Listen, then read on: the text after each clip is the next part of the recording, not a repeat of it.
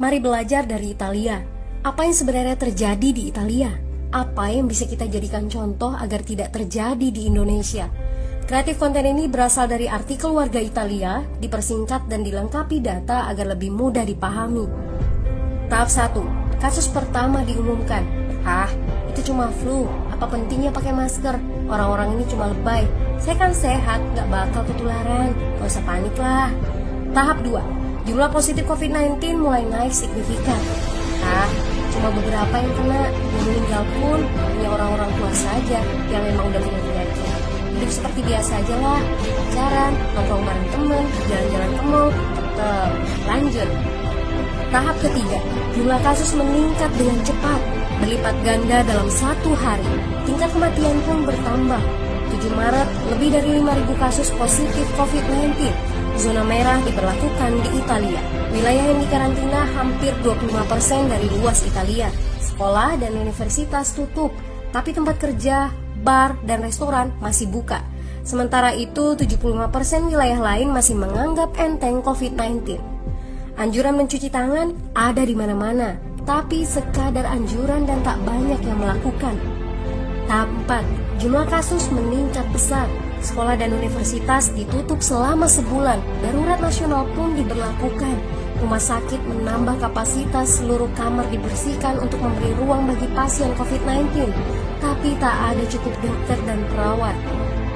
Ada terlalu banyak kasus pneumonia, terlalu banyak pasien perlu ICU, tapi ruangannya sudah habis, ventilator habis.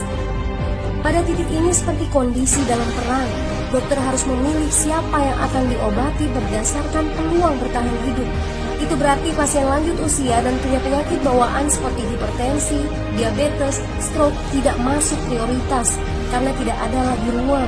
Sistem layanan kesehatan seketika runtuh. Tahap 5, 9 Maret mencapai lebih dari 9.000 kasus. Seluruh kota Italia lockdown. Orang-orang bisa pergi hanya untuk keperluan darurat dan dalam pengawasan ketat.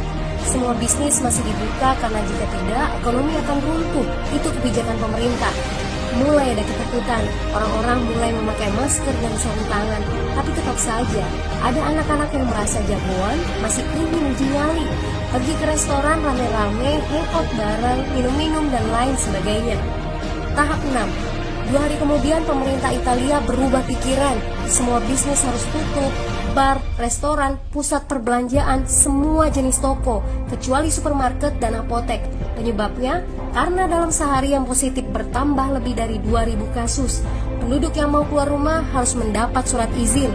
Surat izin ini didapatkan dari pos pemeriksaan polisi dan disebar di berbagai lingkungan. Yang melanggar bisa kena denda 3,3 juta rupiah. Bagi pasien positif yang tidak mau mengkarantina diri, bakal dituntut dengan pasal pembunuhan, hukuman 1-12 tahun penjara. 21 Maret jumlah korban meninggal di Italia terus meningkat melampaui Cina. Sebagai gambaran, luas Italia itu kurang lebih 2 kali Pulau Jawa. Penduduknya lebih dari 60 juta jiwa. Lalu apa yang harus kita pelajari dari Italia? Yuk, mulai dari diri sendiri, mulai dari di rumah aja. Jaga kebersihan lalu isolasi diri dan keluarga. Tidak keluar rumah kecuali sangat penting. Ini saatnya memulai solidaritas. Yang mampu harus mulai membantu yang tidak mampu. Ini adalah bentuk usaha dan doa kita semua. Semoga badai corona ini segera berlalu. Mari memulai kekompakan dengan membagikan informasi ini. Di rumah aja, mari belajar dari Italia.